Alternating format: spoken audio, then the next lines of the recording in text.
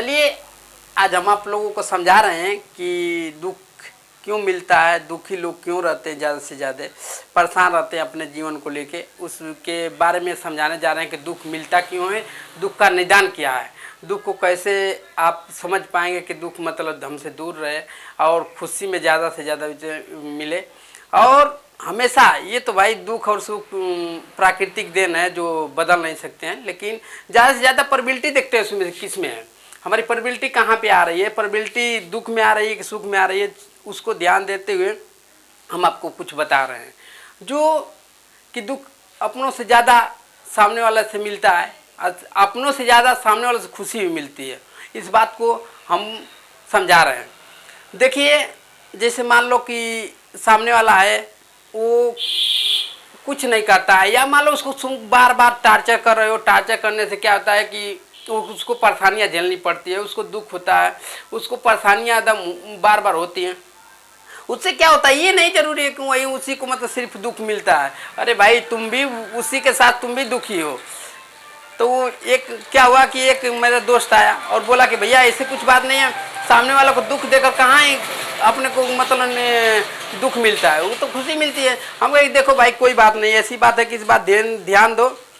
कि अगर तुम्हारे पड़ोसी में सामने वाला मान लो कि उसके घर का कोई बुजुर्ग या कोई भी व्यक्ति मर जाता है, उस दिन हमको खुश होकर दिखाना, उसके बाद मान लेंगे कि तुम भैया सामने वाले को दुख देख के खुश रह सकते हो। अगर इस बात को ध्यान दो कि हमेशा सामने वाला अगर खुश है तभी तुम खुश रह सकते हो, ऐसी बात नहीं है कि सामने वाला दुखी में है तो तुम खुश रह सकते हो। हमेशा इस बात को सपोर्ट करना चाहिए कि भाई किसी का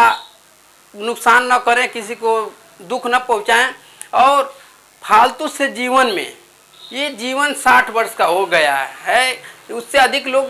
जीते नहीं हैं, बहुत कम हो गया है, सबकी उम्र बहुत कम हो गई। उसमें उस उम्र में क्यों मतलब बार बार छेड़छाड़ कर रहे हैं अपने ज़िंदगी से कि भैया बहुत ज़्यादा हमको धन कमाना, दौलत कमाना है, किसी मैटर के लिए उस बात ध्यान देना है कि भाई हमको इतना ही बस, मतलब जहाँ रियल चीज़ लगे वहीं पे आप ध्यान दीजिए कि हमको चाहिए, न रियल चीज़ ना लगे उस पर समय अपना वेस्ट न करिए। कि पूरा उम्र अगर मान लो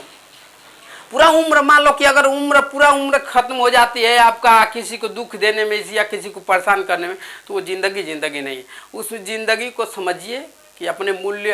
मूल्यवान ज़िंदगी मिली है, जो इंसान बहुत कम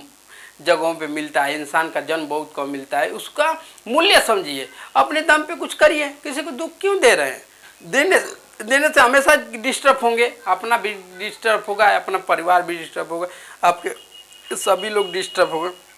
उसको आप समझिए, समझने का प्रयास करिए, आपसे यही रिक्वेस्ट है। अब बस